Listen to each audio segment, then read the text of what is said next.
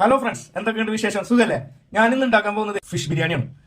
അതിന് വേണ്ടിയിട്ട് നമ്മൾ നല്ല അറക്കിയ, അതായത് ചമ്പാൻ എന്ന് പറയും, ചമ്പാൻ മേടിച്ച് വെച്ചിട്ടുണ്ട്. അതിന് കഴുകണം. നമ്മൾ മീൻ കഴുകി വെച്ചിട്ടുണ്ട്. ഇനി നമുക്കതിൽ മസാല പറ്റാം. മഞ്ഞൾപ്പൊടി, മുളകും പൊടി, ഉപ്പും ചേർത്ത മസാല പുരട്ടി നമുക്ക് മീൻ കുറച്ച് നേരം മാറ്റി വെക്കാം. സാധാരണ നമ്മൾ ലോങ് വീഡിയോസ് ആയിട്ടാണ് വരുന്നത്. അപ്പോൾ പല ആൾക്കാർ പറയുന്നുണ്ട് നമ്മൾ വീഡിയോ ചെയ്യുമ്പോൾ ഒരുപാട് ടൈം എടുക്കുന്നുണ്ട്. അപ്പോൾ നമ്മളെല്ലാം ഉണ്ടാക്കി കഴിഞ്ഞതിന് ശേഷം, എല്ലാം മുറിച്ച് വെച്ചതിന് ശേഷം നമ്മൾ എത്രയും പെട്ടെന്ന് കുക്കിങ്ങിലേക്ക് പോവുകയാണ്. അപ്പോൾ അതിന് വേണ്ടിയിട്ട് നമ്മൾ ഓരോന്നും എല്ലാം അരിഞ്ഞു വെച്ചിട്ടുണ്ട്. ഇനി നമുക്ക് പാചകത്തിലേക്ക് കിടക്കാം. അതിനുവേണ്ടി 3 ഗ്ലാസ് അരിയാണ് എടുത്തിട്ടുള്ളത്. നമ്മൾ ഉപയോഗിക്കുന്നത് ഇന്ത്യ ഗേറ്റ് ബസ്മതി അരിയാണ്. അത് നമ്മളൊരു പാത്രത്തിൽ കുതിരാൻ വേണ്ടി വെച്ചിട്ടുണ്ട്. അരി തിളപ്പിക്കാൻ വെച്ച വെള്ളത്തിലേക്ക് നമുക്ക് ചെറിയ ക്യാരറ്റിന്റെ പീസ്, പട്ട, ഗ്രാമ്പു ചേർക്കുക. ആവശ്യമുള്ള ഉപ്പ് ചേർക്കുക.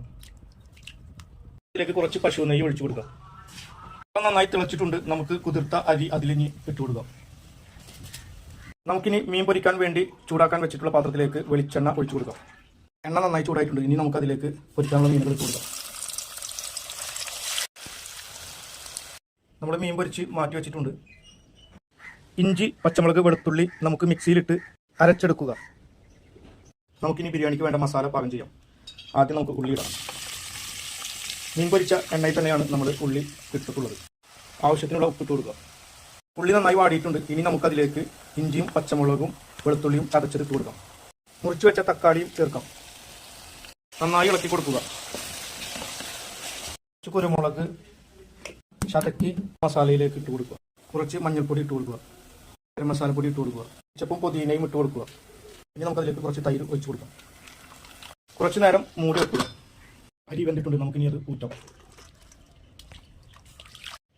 ഊറ്റി വെച്ച അരി പരമാവധി നമ്മൾ വെള്ളം വാരാൻ വേണ്ടി വെക്കണം. മസാല വലിയൊരു പാത്രത്തിലേക്ക് മാറ്റിയ ശേഷം പൊരിച്ചു വെച്ച മീൻ ഇട്ട് കൊടുക്കാം. അതിന്റെ മുകളിലേക്ക് ഇനി കുറേശ്ശെ നമുക്ക് ചോറിട്ട് ദമ്മിടാം. മസാലപ്പൊടി വിതറുക. മല്ലിച്ചപ്പ് മുതിനയും ഇട്ട് കൊടുക്കുക. കുറച്ച് പശു നെയ്യ് വെച്ച് കൊടുക്കുക. അതിന്റെ മുകളിൽ വീണ്ടും അടുത്ത ലെയർ ഇട്ട് കൊടുക്കാം. കുറച്ച് നെയ്യ് ഒഴിച്ചു കൊടുത്ത് നമുക്കിനി ചെറിയ തീക്കണലിൽ ചെമ്പ് അടുപ്പത്ത് വെച്ച ശേഷം അതിൻ്റെ മുകളിലേക്കും കുറച്ച് കണലിട്ട് കൊടുക്കുക. ബിരിയാണി റെഡി ആയിട്ടുണ്ട്.